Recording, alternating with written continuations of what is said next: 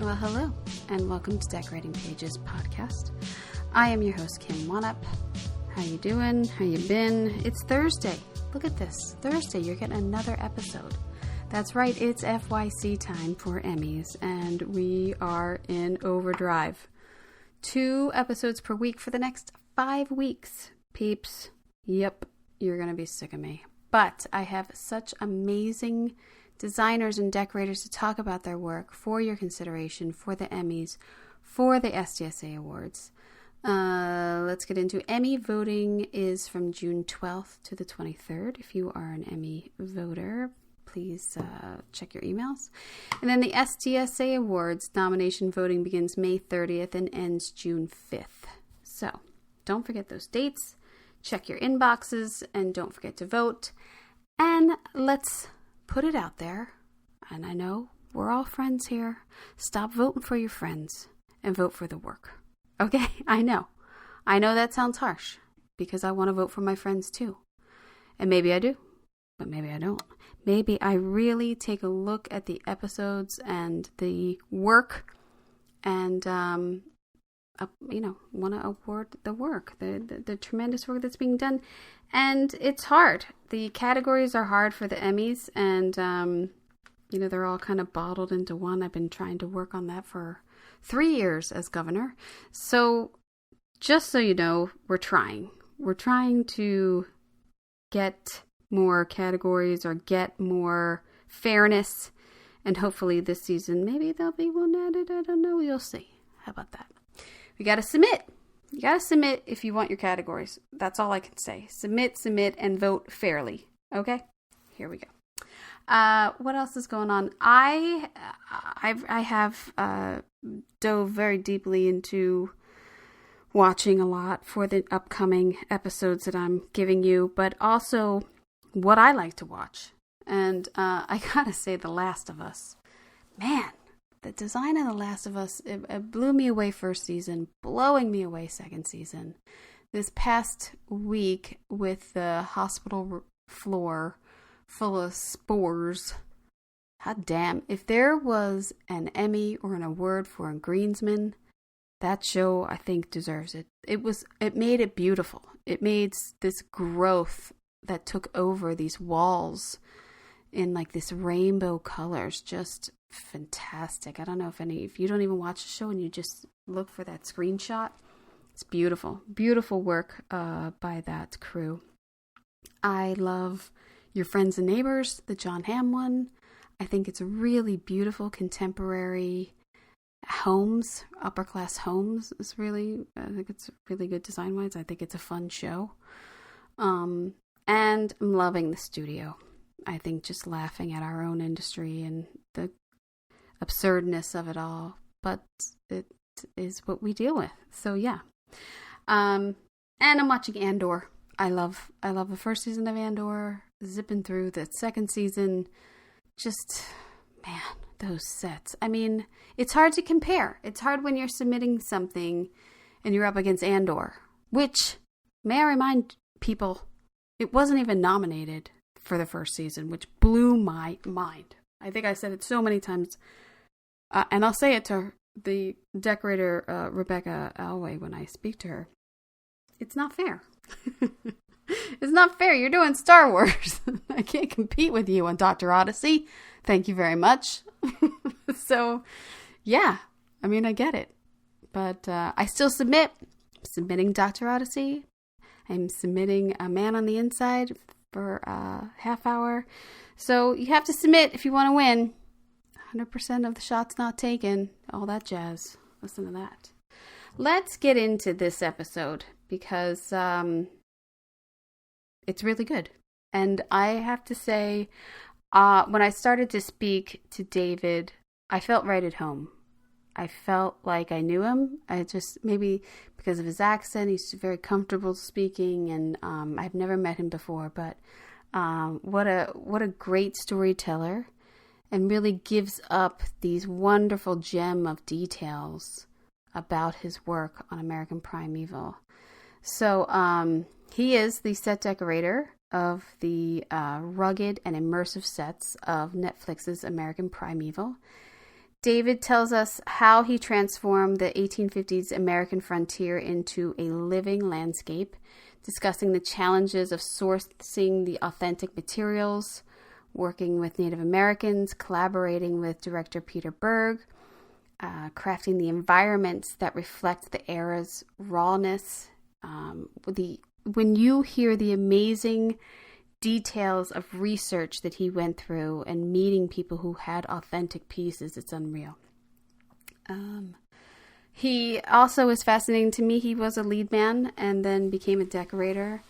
Some films that I think are very inspiring, such as Sin City. I mean, when Sin City came out, it was like, whoa, Robert Rodriguez. And then he's done huge films like Transformers. But I do appreciate that he was on the gang and then a lead and now a decorator. And I think he said he's been doing like 35 years or something. I think that's what he said.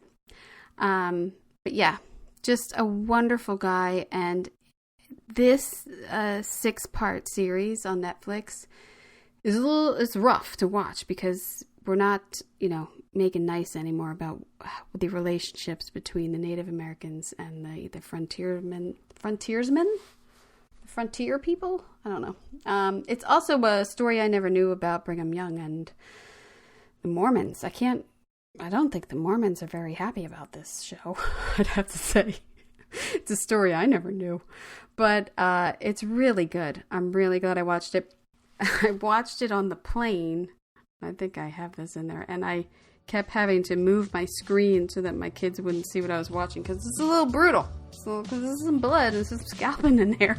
So, yeah. So I hope you enjoy. Hi, David. How are you? So nice to meet you. Nice to meet you again. Yeah. David, thanks for taking time. Are you based in Albuquerque? I am now. Yeah. I am. Yeah. Based out of Austin in Texas for a long, long time. Oh, nice. Since the early 90s. And then when the pandemic hit, I kind of closed up I was on a show here doing a pilot for a show called The Cleaning Lady.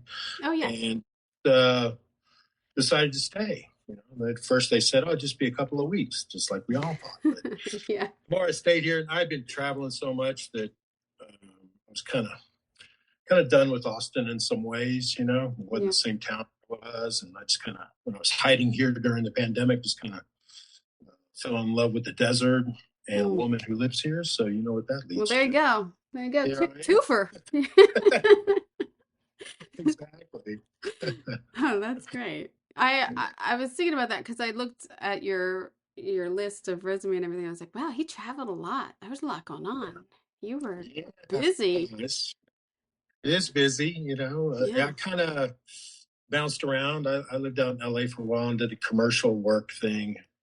My brother was a camera operator, and his first wife was a set decorator.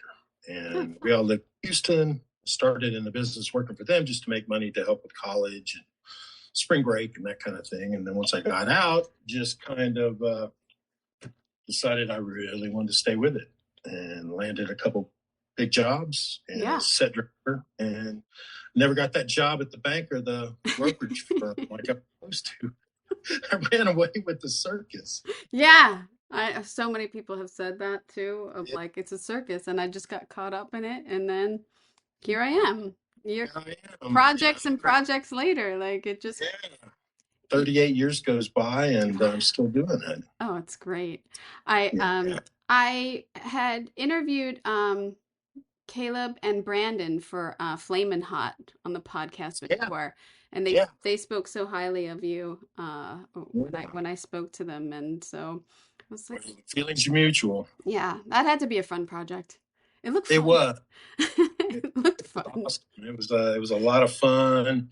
It really was a dream project in a lot of ways. It was a lot of hard work, but it was a lot of fun. First, I was like, everyone's like, what? Yeah. Cheetos? Really? Yeah. Who knew? And it's such a great, like, American dream type story. Yeah. That's what I've told so many people about it, of like, it's a good little movie, Flamin' Hot. Yeah, it's one of those ones at the end where you kind of want to just stand up and go, yay! Yeah. Good for you. Unlike this one, David. Yeah, this one's a little different ending. In fact, we didn't even really know what ending they were going to go with, to be honest with you. Oh, really? We got speculating, we had gotten the scripts and all that early, but the ending was always up in the air.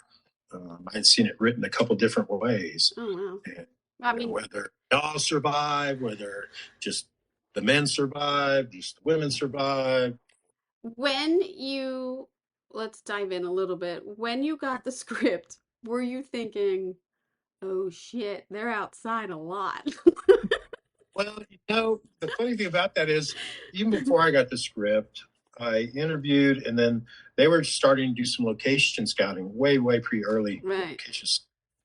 And they wanted me to meet Peter Berg. Mm-hmm. So I said, great, where? And they said, we're going to be on the Cochiti Pueblo, right on the Rio Grande River, kind of scouting along what we call the Bosque, which is where all the big trees are along the river, to look for our site for the fort. Why don't you join us out there? I said, great. Cool. And so I went out and stood in the middle of this field where we eventually built this massive set, which was our fort. And there was nothing there. Yeah. It was just a prairie, and we talked about it. And it was cold, and I've done Westerns before, so I kind of knew what I was in for a lot. And I really wanted to do it because I wanted to work with Peter. Mm-hmm. I worked on 2 seasons of Friday Night Lights way back. Oh, wow, yeah. I knew him, and Carla Curry is a decorator mentor of mine, and she'd worked in film, and so she kind of told me about him, and she said, get ready, it's going to be a hell of a ride. He's a gung-ho guy. And I said, well, I've still got some gung-ho in me. Let's go for it. And so we're out there, and and he just looked at me and goes, I think you've got the chops for this, Yeah. And I was like, okay, good. Yeah. And to be honest with you, I really had a moment where I just looked myself in the mirror and said, are you up for this? This is going to be a long outdoor, up in the mountains, hiking, physically demanding, pacing yourself, fabricating, struggling with the elements and rotating crew because no one can keep up this pace that long and all that kind of thing. And I said, I think I can do it. And so me, myself, and I signed on. I think that's really important that you're saying that, because I get FOMO a lot of like, oh, I want to take this project, I want to take it, and I've sworn I'm not taking any more big ones. It's like, I don't want to not do this. I need to experience this and to give it my all and make sure it's the best that it can be. And I know that I can do that. I think that's that inner thing too of like, I know I can make this good. For me, it kind of built up. I've done a lot of, mid-range projects like we all did for a long time, extend with TV stuff and whatnot. And then, a few big ones come along. Yeah. And I worked, as one of the decorators on a Transformers movie. I mean, that's... Yeah. So that was a big one, and I was just like a third of it. So that kind of got me wet. And then I did Alita, which was a total of world building experience with, vast sets and, it was an incredible experience, but that kind of geared me up. So I knew this was going to be another one. Yeah. So those are kind of a trilogy of big world building, experiences. Of course, we always build the world. But this is really... Yeah, when you stand in a field and realize you're going to be in this field for 15 months, along with everything else we did and built. We only had one little stage, one little set on stage. Everything else was shot outside on actual land where we built it all. I mean, the builds are amazing, like the towns and the craftsmanship and the aging and what you have to build. Because I know I worked in Albuquerque a long time ago and a little bit in New Mexico, and there's some great thrift stores and everything there, but you had to get quantity of things. Like you had to build a lot. Yes, we built a lot. Yeah. I mean, everything, crates, furniture, benches, millwork, everything, light fixtures, we were, and the aging of everything, hundreds of blankets that were aged heavily and beat up, and for all the wagons and in the store, every jar, I love that store. And really the building of it all came from, sometimes I feel like there's a lot of luck involved with the way you put your crew together. And Friedman said, hey, I know a guy who's he works in prop building. It might be good for us. I said, great, let's bring him in. So I sat and talked with him for a while. And his background, he was, an older guy, mid-40s. And he, in his early 20s, worked in Maine as apprentice to old school boat building. Oh, wow. And so I said, well, can you build, if I give you raw materials, we have rust-on lumber or just slabs of leftover pieces. This is my whole idea was, as they were building the fort, I said, all those throw-off things would be used to build the furniture we see around the fort, and the wagons and the loads and, around teepees. And we had tons of drying racks and all that kind of stuff to do. And it just organically started happening. And he and his apprentice helper just were amazing. They brought in things, had rough drawn pictures of ladders and everything you could imagine. They did it all by grit and bait, drilling the holes, pounding pegs, tying with sinew, all that. We didn't hardly use screws or anything like that. Right. It was a great experience. We had time too. And what was your prep? Well, I know, but you got shut down, right? For the strike? Well, we started, and I'm trying to think how this all happened. I started up early, and I was on for like a month, and then laid off for 2 months while they started building the fort. And then we came into it, and the fort was supposed to be later in the schedule, like at the end, give us plenty of time. So we had to do the Prairie Massacre, and Runty's hunting camp. We had all sorts of other, the train station, all that. Train station actually was an afterthought afterwards. But yeah, even with this, when you get into the Prairie Massacre, I was buying every wrecked trunk, every box, every chair, because these people, when you think about it, they travel and they always did have a little bit of back east. Right. We bring it one chair or one box or one whatever. But as things went along, I read a lot of diaries. We had a great, he was a PhD in history from Western Wyoming University and led the excavations of Fort Bridger. Oh, wow. They went to the old site, excavated, and found pottery and bottles and metal and all that kind of thing. And along with that, there was a ship that sank that was full of supplies headed in the 1850s out to Bridger. It sank in the Missouri River, and it later was excavated. He led that. So all that stuff was like Titanic. It was a small riverboat. Oh, wow. All the pottery, all the china, all the lamps, everything. And it was all encapsulated in the mud, so it was preserved. So and it was all in a museum. So we had access to see all that and use it to create with. And he was invaluable. We started a great relationship, and I talked to him all the time. He would join us in meetings and talk to everyone. Oh, I love it. I got a great friendship going with him on the side because I realized this was a man who wrote books and volumes on this period and these people. And I've done 1880s and to early 1900s, but the 1850s, way out there where we were, was a completely different West. Right. It wasn't the Wild West. It wasn't no trains, no goods like that. It was so primitive. In fact, the Native Americans were much more primitive. They hadn't gotten so much of all the European bead trade, hadn't come that far. So their adornment and we made all the parfleches and all the medicine bags and all that stuff. I have my assistant decorator, Kelly Miller, is an expert in Native American culture. And she's born and raised here in New Mexico, and just really dove into it and got really involved because we had Paiute, and Shoshone advisors as well that she would carry on conversations with to make sure we got all that stuff right. It's so much, and it's so sacred for them and everything. Yes, so it's all for a reason. Yeah, everything. The wardrobe was next level, so I knew my stuff had to be next level. If I had a crummy looking bow or shield or teepee, even like the teepees, a lot of them were deeper ones with canvas ones, but a lot of these ones up front, I had a guy who was a Shoshone in South Idaho, who I met through our main source for the Indian native culture.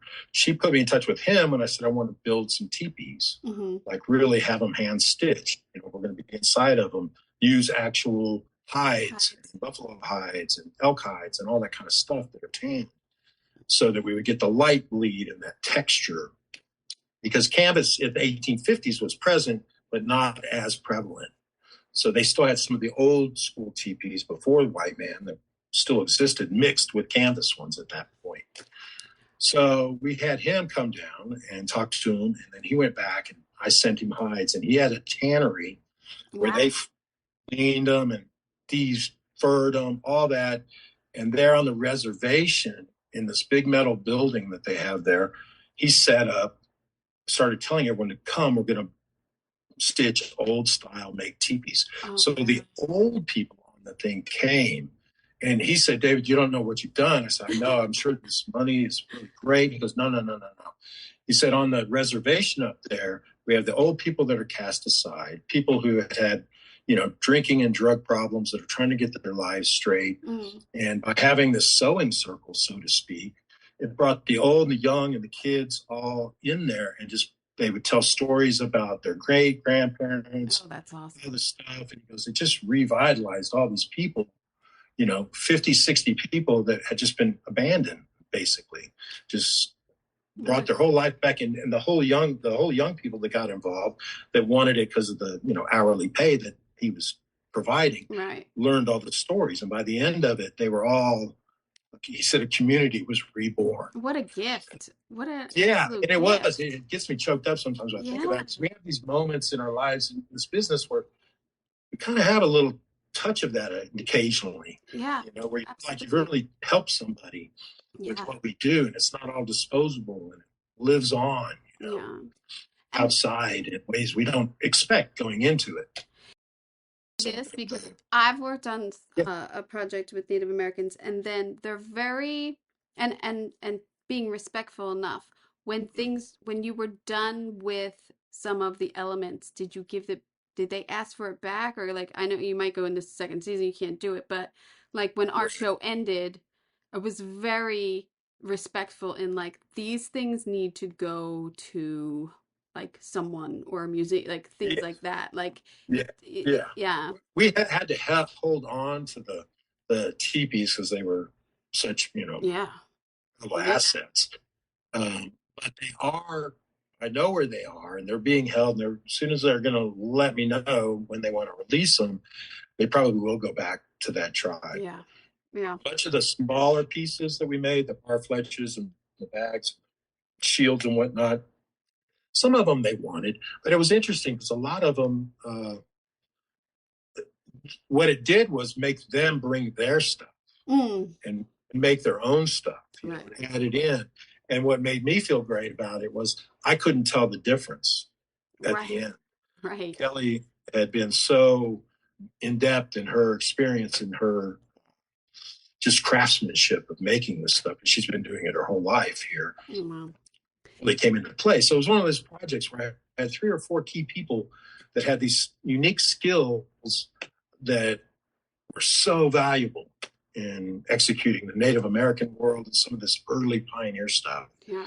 Because forts, they're different. They're different types of fort. Like you have the Native American, you have the Army, you have people making their own, little shacks and everything nightly to survive. Right? You have so many dwellings in different states of like it's snowing, it's spring. Like I was like, oh my God, the elements on this are unreal of how you had to portray all of these different little communities. It was so much. It really was, and they had to be portrayed out in the wild.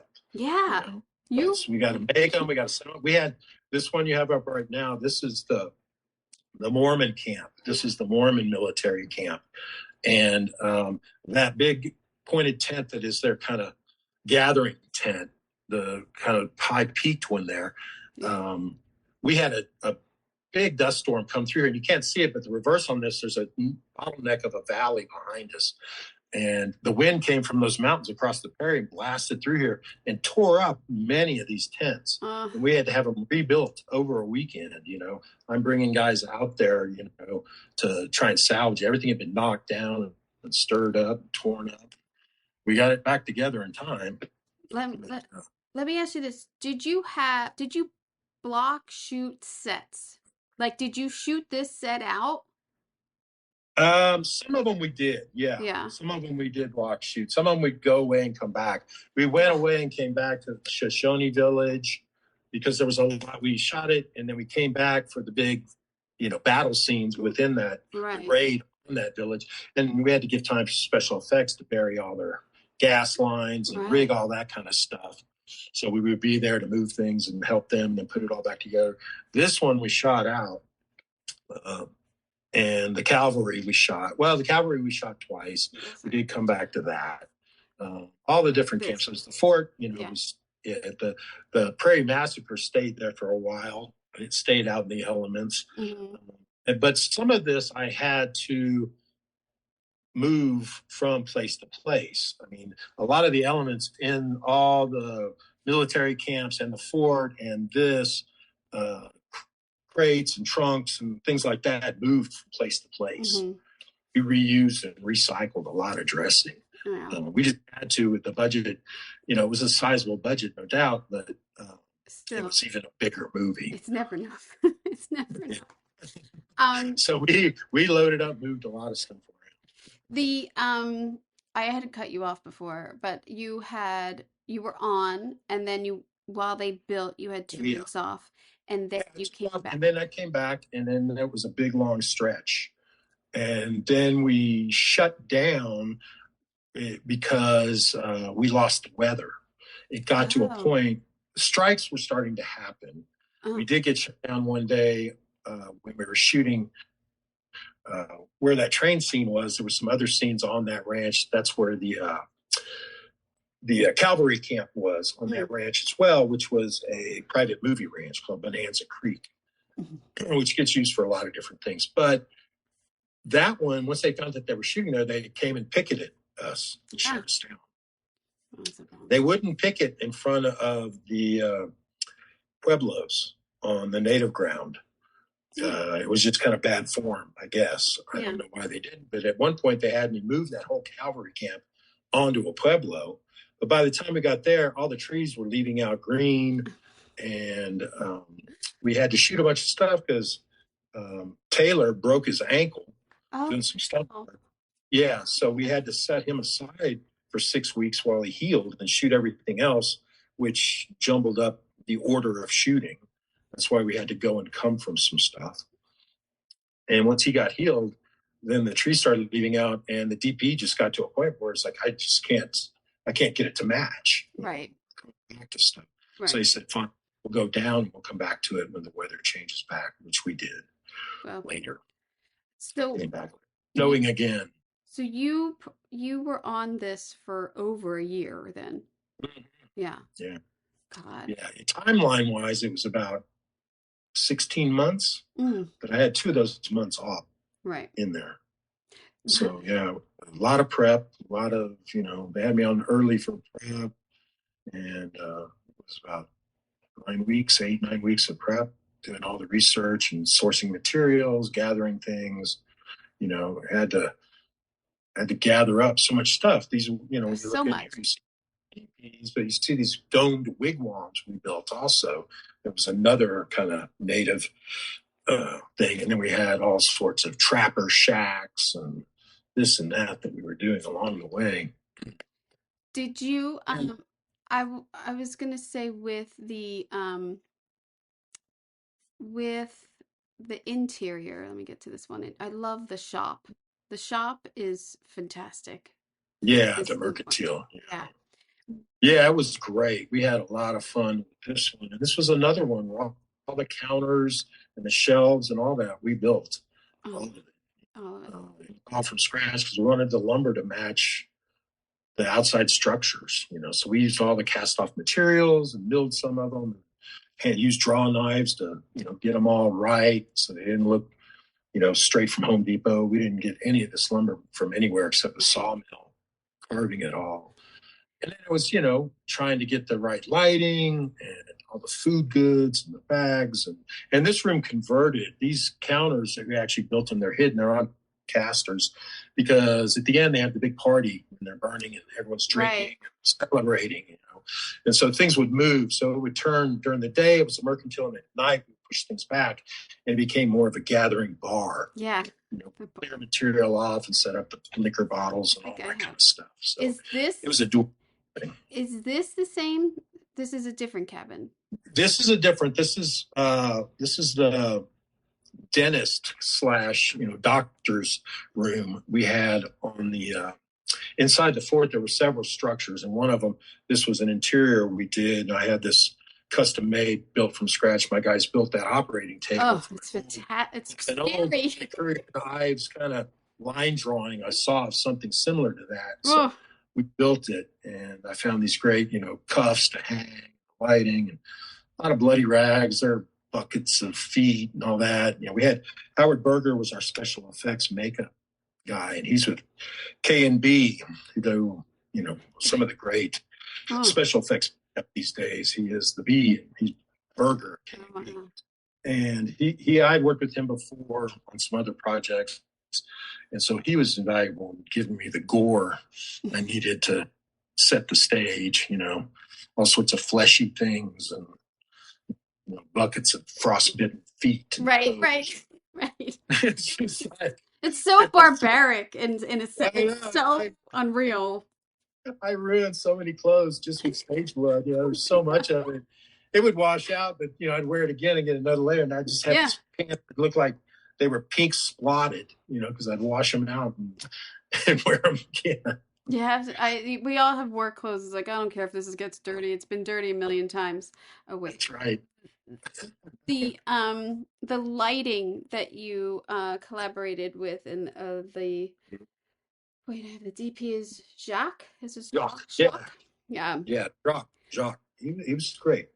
It's so emotional, especially this scene when the captain's writing a letter and then the scene that follows is pretty awful. But it's when you are selecting like these gas lamps and everything, you're telling him like, look, I'm putting one, there's not a million lamps in here. Like, it's limited. Like we have, the realism is it's not a lamp store. So you have to be very choosy with what you're putting on the table there and very, We collaborate a lot. And that happened having that lung prep gave me time to give him things, test out different wick systems and, getting wick candles and all that with the natural beeswax from, House of Candles, and I've used them for years. Call them up and they come through every time with great stuff. Yep. And we did a few, these actually were oil in here. When we were on these close interiors, we used the oil, but we did have some converted with LED fakes for deep background in the fort for in windows and deep background that they would wire up and control those.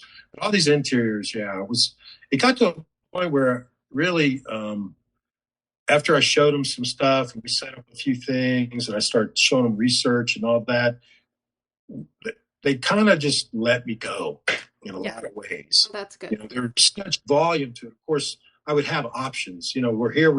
There was probably, 4 or 5 different lamps for him to test. And I would dress it how I wanted, what I thought would work. And, generally we would do a test fire of everything and I would look and do some photos, send them off to them to get a feel for it.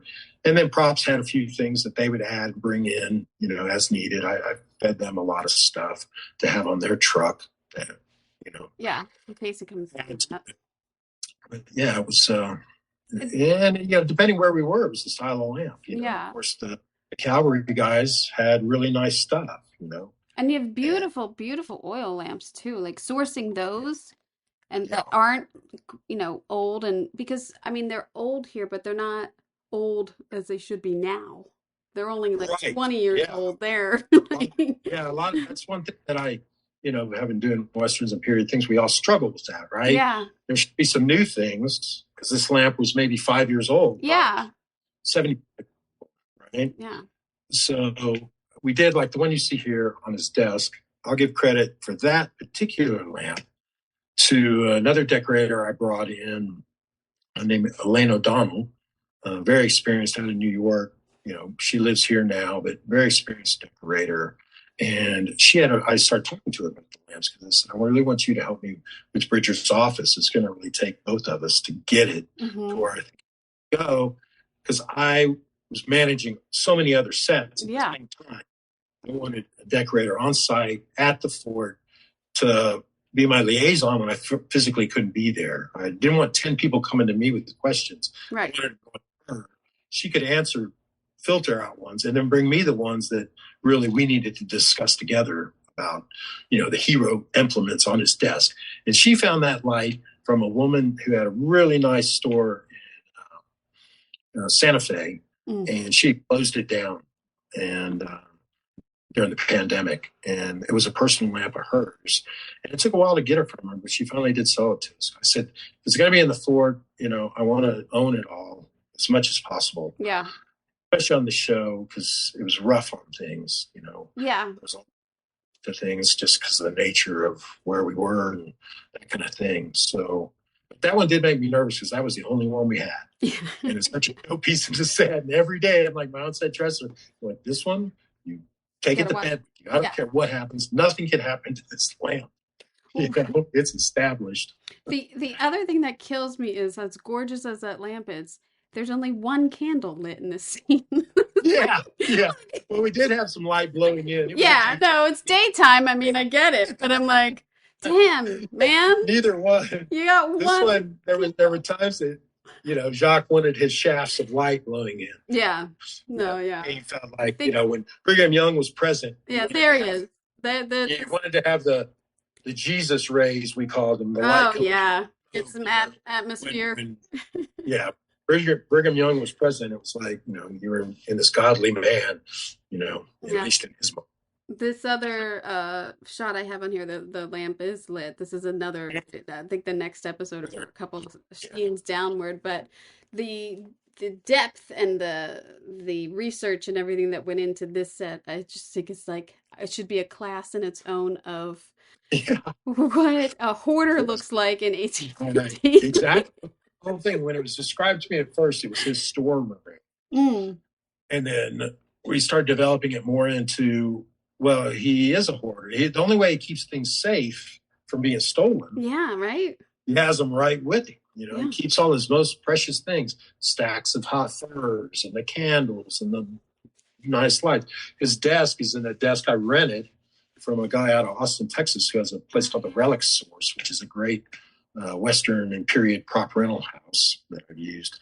And we trucked in a lot of stuff. And that desk was one thing that I immediately thought of, because to me, it looked like a desk that he found that someone had tossed out of their wagon on the trek. Because reading the diaries along the trail to the Oregon Trail, there were just all sorts of things tossed out along the way, because they realized the animals were getting tired. They had to lighten their loads. Right.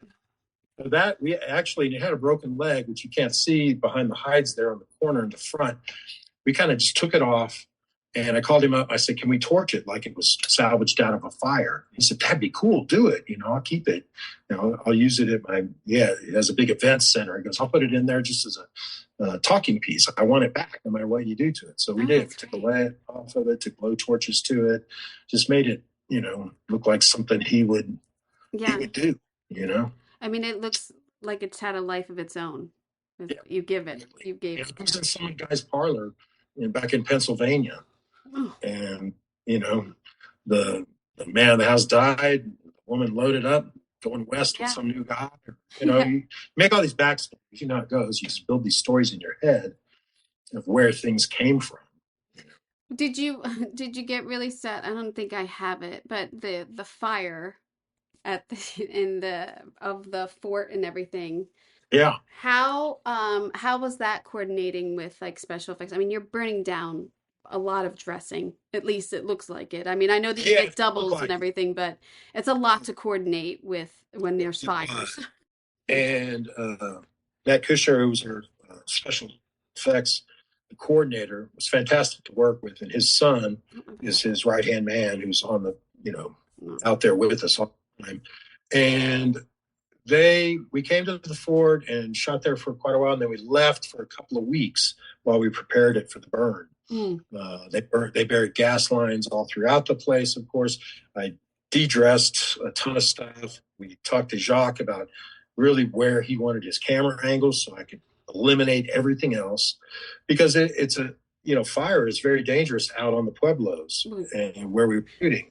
Yeah. There were huge sections of where they get wildfires here in New Mexico all the time, that burn through large portions of the forest. Right. And so they were very nervous about all the fire. So we had to have total control of it and eliminate, things that were fuel, basically. Mm-hmm. So by working with DP, special effects guys, and the technicians and my guys, it all just it felt safe. I remember when I saw it, I wasn't there when they burned it. I was working with something else at the time. And I came back and I was like, well, where the things fall, that was all pre-rigged, predetermined, what we would hit, what it all was very thought out, and this team that works with Peter Berg, I was kind of the new kid on the block. His special effects guys, his stunt guys, his camera people, most of this was all done handheld, 3 cameras all the time, moving around. And they are a machine, well-oiled, movie making machine in an old school way of doing it. He didn't want to do big set extensions. He wanted me to make this thing, as big as I possibly could, and the same with the fort, let's build it big. And that's just the way he did it. We did, there obviously were some set extensions of mountains and things and valleys, but we were really up in those valleys.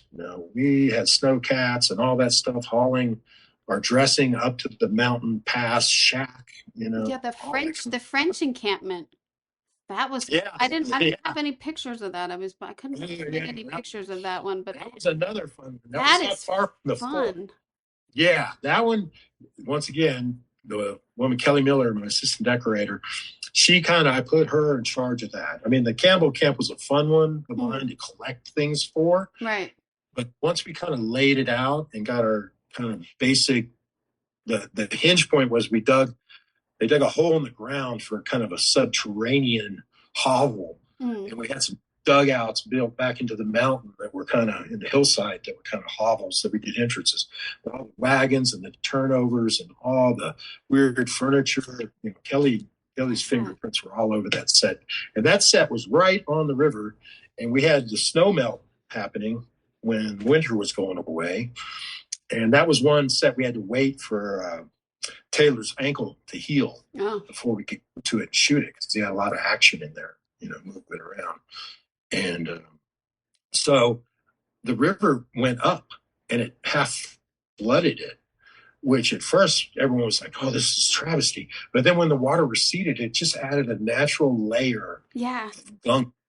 Things were hanging in branches that we had drug in, things, moss, and, the flow of the currents made the ground very undulating and almost alive, like snake-like. Our hovels kind of half flooded, just made it all even creepier.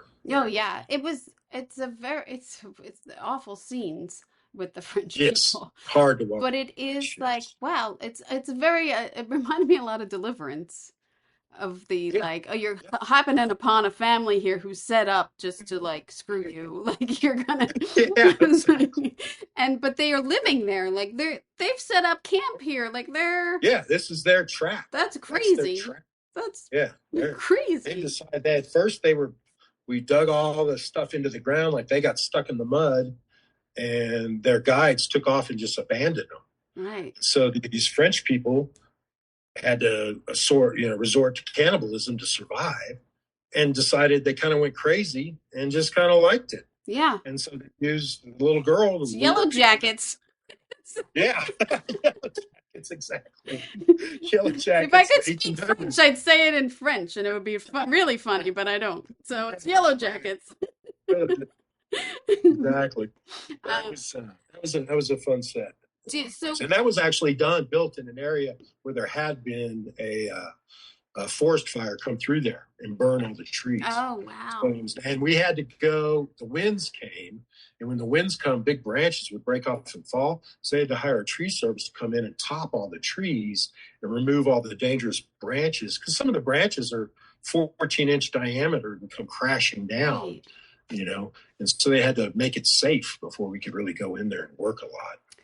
Which is there someone, was the snow natural in some sets, or was it more, is it, yeah. It was a combination. That again was our special effects crew. Yeah. They had, custom rigs on mules built to spray. Mm. They would go 200 feet in either direction from the base of their snow machine. Wow. We had semi-truck loads of fake snow. It was a huge line item once we started to lose the snow. Right. Once we came into the lower elevations and still needed it. So, yeah, they sprayed a lot. They had a lot of fake snow. Then, in New Mexico fashion, we would get snow in random times, and it seemed to always happen at opportune times. Like this one where you're in these camps. Some of these camps, we would set up to do. We had scouted it, and it was snowy like this, and the sun comes out in New Mexico, it dries and evaporates because it's so dry here. Right. And they'd have to come in and spray, and vice versa. Sometimes in the morning, we would have snow all over everything when we showed up, which was just kind of a nice surprise. It's just wild weather for sure. Especially when you're in the foothills and higher elevations, you never know what's going to happen. When I shot in Albuquerque, first of all, I thought it would be warm the whole time. I was there in February. It was freezing. I had to go buy a winter jacket because I didn't bring one with me. And the wind. Yeah, it was freezing, absolutely freezing. And then we had scouted up on the mountain, and it was, they were making a little campfire.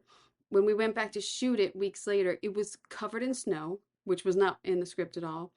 And it was such a low budget thing. My designer and I were with our hands trying to get snow out of our little campfire, and like kicking dirt over it. We were like, oh my God, we didn't anticipate this at all, and they're coming. Like, what are we gonna do?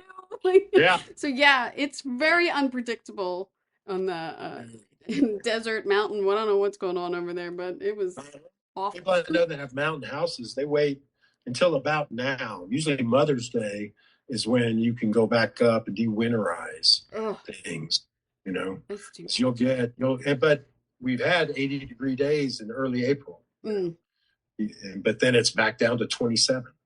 So. Yeah. Oh, those mountains back. I mean, I don't know if that's real now, but that's like those mountains. Yeah, those are.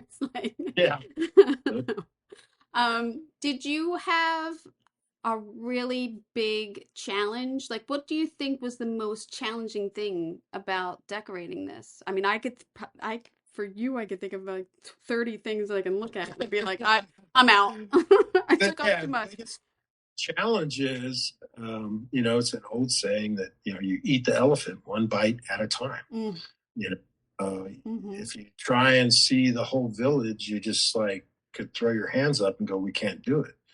But, I try and lead from the front. I don't just show up and go get my car and leave. I'm out there with them. Yeah. Helping pitch TPs. I know how to do it. I've done it before. It's kind of my lead man background. It's like I've had 2 careers. I've been in this so long. I did 20 years as a lead man. I'm going to do 20 years as a decorator. So awesome. I logistically have that advantage, I think, sometimes to know what is possible. And really, the crew I have here in New Mexico are very loyal and very hardworking.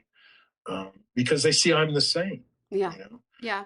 But as far as the scale, the fort was the biggest in scale. And then Shoshone Village, the one we're looking at now, was the next. And they, of course, were the Native American versus the white man environments. Right. The cavalry camps and the Mormon camps and some of these other things, definitely were, big sets, but they were just medium sets. Comparison to some of the big ones. They're big mediums. They're big mediums, yeah. Because I know that your designer Renee. I know it's a lot to design, and I know it's a lot to plan out, and a lot of logistics and everything. um, something like this, I always feel like, but what did they do? I mean, like it's all decor. Like, what did they do? Were they getting coffee? What were they doing? Renee But was it's a really, I lot. mean, Renee was talented in a lot of things, but what was really talented in was kind of the design within the computer world. We had great Yeah. reference, great computer designs to work off of, and great layout. Well, that's it. So I had a basic skeleton Yeah, of it's the guidance. the plot that I'm Yeah. working Yeah. what I put on it. But a lot of times, if you don't have someone who's willing to say, I want 6 teepees here, here, Right. here, and here, Right. okay, then you don't waste time moving things Yeah. to camera. Oh, move shit. Things are figured out. Yeah. That she was really good at that, and staying in touch with Peter and Jacques about, and on the scouts, it's not just about where we're putting the honey wagon. Right. We would demand our time because we knew we wouldn't have time later to make changes. These decisions had to be locked. And for the most part, they were. It's really hard. It's really hard when, as you said in the beginning, like, well, we scouted a field and Yeah. it's going to be this at least in my thoughts, not everyone can visualize this field, and the designer really needs to rope everybody in and say, this is what we're having and this is what it's going to be. You got to tell me now if I do need 6 TPs over here, or if we do have to, hide the cables and the honeywell. You know what I mean? Like, there's so much going on when it's a field. There's so much to coordinate design. And they're just guys on their feet moving around, popping off footage. You never knew what direction.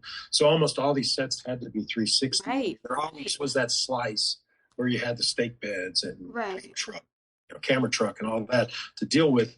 But luckily, most of our land was kind of undulating. So there were little hills to hide things behind, or stands of trees to, add more. Greens department, they did an incredible job. Oh, yeah, that's right. I didn't even get into greens. Field lived in. Yeah.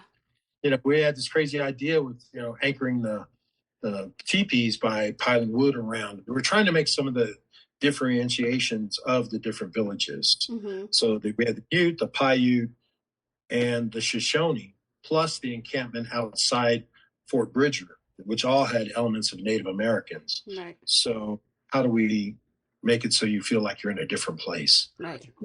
That's where the Greens guys really helped me out a couple of times when I was scratching my head going, this is starting to look too much the same. What can we do? Well, let's just make big piles of wood. Let's do it. Yeah. We'd gather firewood. These people aren't traveling the way they used to. And so they're kind of encamped and stay, Did you have a favorite set? I hope I have a picture of it too. Oh boy. I mean, Bridges' offices for an interior was way up there. Yeah. That's a great set. I think the Shoshone, we had the Shoshone when I finally got it full dressed, and we had shot there a couple days. And so it started to feel lived in. And we had a night scene where it's a big celebration going on, and they're kind of preparing for war. And it's kind of night. We had the drum circle. They brought in these drummers, true Shoshone drummers. A couple of them were, well known. These were like the pinnacle of Shoshone medicine came. And they were old. We had to help them out, down to where they were. And it was like everyone had gone to eat, and I stayed on set. And these guys were all out there because they were really old. And they just stayed, and they just decided to start drumming and practicing and get their voices going and just doing their thing. That had to be beautiful. And the sun was going. We were waiting to shoot at night, but they started pumping the smoke, and I was just kind of standing there. And then slowly the extras started showing up, and it was like I was the only Caucasian in this village. I felt like I was a fly on the wall, and it just came alive, and it just kind of overwhelmed me. Oh, it was just like, whew. That's a beauty. I was transported. It was powerful magic that night. And, that was probably the pinnacle of it. And doing the fort when it was just full of people and a beehive, that was great. But I've done lots of big city streets, and it kind of had that vibe. Right. That one where no crew were around really at all, except some smoke technicians and the extras in their full, buckskins, and hearing that, in the distance. And it was this valley we were in, and the mountain was there, and I was just like, what is happening? Rolling. Yeah. All the pain in Yeah. the body at that point. Rolling. Somebody get this. Exactly. It'd be great if you like whipped out your camera. Hold on, guys. Let me check this angle before you start. Really, going. I'm so glad we have good images shot by professionals, because I'm the worst about that. Oh, me too. People are like, why aren't you shooting your sets? I'm like, well, I don't know. I get so into it, I just forget to do it. Well, I usually say if like anybody has any photos and they want to give them to me, it's great. And there's a lot online. Of course, the French I couldn't get, and I can't like screenshot Netflix. And when I try to do it on my TV, there's always reflections and it just never looks good. And I don't want to ever put up a shot and be like, hey, look, oh, don't mind me in the reflection of your of your set. And you've got some great ones. A few of these I haven't seen before. You know? No. When it's like this and you've got, people in them and the light. I gotta say though, I mean, it's a film. I mean, you did like 6 films here. This is such. Yeah, we shot it as one big movie. Yeah. There was no episode. We didn't break episode. Oh, nice. It was just shot as one giant movie. So, yeah. It's huge undertaking. I mean, when I was watching it, I actually watched it on an airplane, and my kids were next to me, and I had to keep moving my screen a little because I was like, don't look at that. But yeah, I was but like my kids had their own screen, so I was so into it. And then the finale, the last episode I watched at home, but I was like so into it. It was such an enjoyable like one watch. Do you know what I mean? Yeah. I was uninterrupted. I had basically 5 hours of the show and then did the finale later, but it was like, whew, this is a lot. Like it's so much going on in the story, but as a decorator looking at it, like, oh man, now they're in the snow. Now they're in the wolf cabin. Now they're like, oh my god. Yeah, it was like that. And and I don't know. It's beautiful, tremendous work. It's really, thank you. Really. It's like another one of my, mentors of mine was this woman I worked with way back on RoboCop 2, which really I consider the movie that made me run away with the circus, because it was the first at the time I was interviewing for jobs at the bank and brokerage firms and all this, my big fancy education. And I worked with this decorator before, and she got a job as a lead man and wanted me to come be, kind of a gang boss dresser for her. And it was my first thing. And they were paying me like 3-4 times what I was going to get working at the bank. And right. I was in my early 20s and just like, I'm going to do this for a while, Yeah. And, she was great. This is all before cell phones and all that stuff.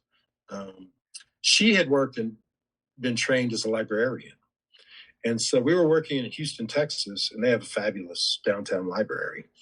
And she'd worked there, and she took me in and taught me the value of doing your research. Doing your homework.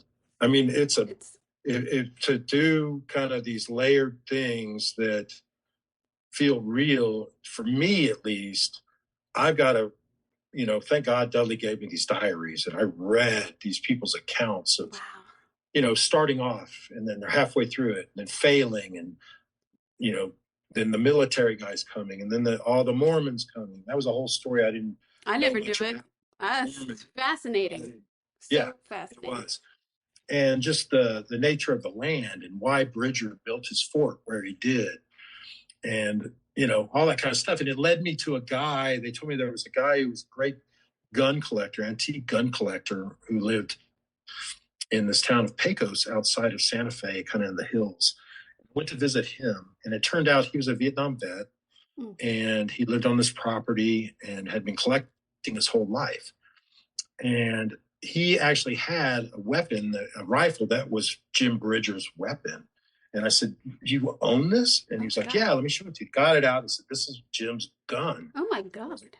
my God, I'm holding a gun that's worth a couple $100,000 probably. And of course, his house is this beautiful, Pueblo style home full of artifacts. And we talked for a long while and sat and drank coffee. And then he just kind of decided, I could see it, he turned. He kind of trusted me and decided, okay. And he started telling me about that he lived as a mountain man and came down to gatherings at Fort Bridger and all this. When he came back from Vietnam to get over it, he got his horse, made buckskins and all, and just rode the Continental Divide for a year and a half in the mountains, living off the land, with the Pueblos, going down to the forts, all this kind of stuff. Wow. It just was this wealth of knowledge about Bridger and that world, and showing me this is the right type of lamp, this is the right type of candle holder, this is this, and it was just like I was so many times on this project in the right place at the right time, and just said the right thing to somebody. Yeah. And, it happens in our career. Sometimes it's like, okay, I'm doing a New York apartment, blah, blah, blah, or whatever. But when you're doing this historical stuff. Yeah, it's so important. It's so important to get it right. And the only way to get it there, this is before cameras. Right. Either you find great illustrations and paintings, or everything else is 1880s and newer, No. So you're seeing Native Americans that have been westernized to a degree. Totally right about it. I know you're on the same page as I am. I would never have researched so many things in my life if not for this job. And I'm so thankful for it, of just having, even if I retain a tenth of what I've researched, I'm so much more knowledgeable for having this job. Because what other, like you were saying, you were going to accounting and working at a bank, you would have ever been looking this up. You wouldn't have held that gun. It's crazy. Our job's crazy. It is crazy. Yeah. It can drive you crazy. But, yeah. I get other people who my dad said it to me. My dad was a physician. He was a surgeon. And he said to me at some point, he would give me jobs for patients that were always really hard physical jobs, working for some construction guy or a bricklayer or whatever, in the summers when I was growing up. And he came from a time where a lot of his friends all went into he was from Chicago. They were all working meatpacking plants or car plants up in Michigan and all that. He goes, David, do you want to go through your life and lead a life where you live for the weekends and you say, I spent 30 years, I punched a lot of holes at my station at the factory, but I had a lot of beers at the corner at the bar. If that's what you want to do, then do it. But I'm giving you a taste of it. Because I said, why do you give me all these dang jobs? Right. They're so hard. He goes, I want you to do something, if it's going to be hard, be passionate about it. Right. Right. And then I got in the film business. I learned what hard work was. The art department, I swear. Yeah. Decorators, I take my hats off to every single one of us. No matter what the project is. Yeah. It's the hardest job on the crew. It is. It really is. It's because it's more than just opening the set, just doing the research and then opening the set. I mean, you're involved in every single aspect of it. You have such a crew to run. And as you were saying before, bringing people on to help you, because there's just so much. Yeah. And I think the more a project like this, where it's a film, but you're on TV, but the expectation is a film, our abilities are only as good as our crews. And having the ability to ask for help, or to be budgeted that I'm going to need help with this. This is too big for us. It's so many. And for me, it's always with the crew down to office PAs. I sit and talk with them all my dressers, everything. And man, coming up, through all those ranks, it made me realize, and it was another thing my dad taught me, is everyone has a story. You don't know anyone's background. If I wouldn't have talked to that prop maker and found out he was a boat builder that knew how to build things with pegs and hammers and old school drills and all that, and it's just because I was frustrated with the furniture I was finding. It was all the stuff at the prop houses is great for some things, but it's got zillions drywall screws in it. Right. It's not. It just doesn't feel right for this, what I wanted to achieve. And I knew the materials were there, but I needed to have that connection with somebody that I could trust to sit and talk to and let them know, go for it. I don't make all the right choices. You're not going to make all the right choices, but together we're going to do something special, And once you empower your crew that way, and Yes. let them Yes. feel like they won't get laughed at or berated. Yeah. Or, that's a dumb idea. What do you think? No, every idea has merit. You just got to look for it. Yeah. You know? And just the courage to bring it up. If that one doesn't work, don't you stop telling me something. Right.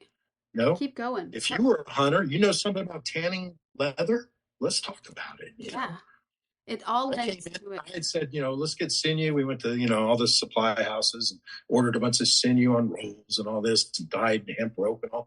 And I came in, and one of my guys he was a Native American on my crew. He was braiding. He had taken a hide and just taken this knife that we got and just was ripping strips, all different layers and crooked and just braiding it into all these things we used so many times.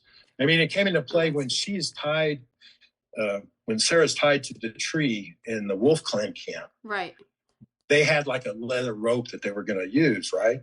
And I had all these other things woven, and we aged them, and we would like sit around and, grab them and stretch them and rough them up and throw them in concrete dump mixers and all this kind of stuff. I said, well, this looks really hard, but it's really soft. It's going to be around her neck. And it's got all this great texture. I said, why don't we get rid of that rope and let's use this? And they were just like, yeah, get rid of that rope, But if I wouldn't have that Native American on my crew giving them the permission to just do whatever. The creativity is there. Like most people who are in this industry in whatever level are creative. And letting people, like, it's not just us who gets to be, like you're saying, like the crew and the other researchers or the PAs, like bringing you research, anything. It all lends to it. Like, it all lends to what we put on the screen and how it comes out. It's so many spokes in the wheel. Like, so many spokes. So many. I can't thank you enough for giving me this time. So glad to have spoken with David about this project. And what about that? What about that research and meeting the guy with the gun and like reading diaries? And I love doing the research. I love doing the research part of our job. I really do. I hate when it's over. I love prep. I have to say. But thank you to David. That was fantastic to speak with him. We actually talked for another 30 minutes at least, just kind of shooting the shit and talking about people we knew in common. And so it was really nice to speak with him. What a great decorator, great guy.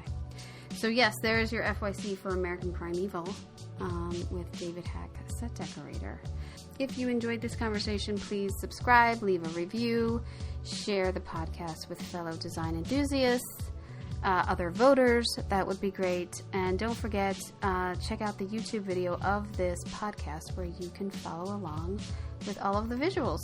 So yeah, stay tuned. Next week, I have Rebecca Elway from Andor Set Decorator and Julie Bergdorf of the production design of the studio. So FYC continues. And I hope you got an earful. I'm Kim Wannop for Decorating Pages.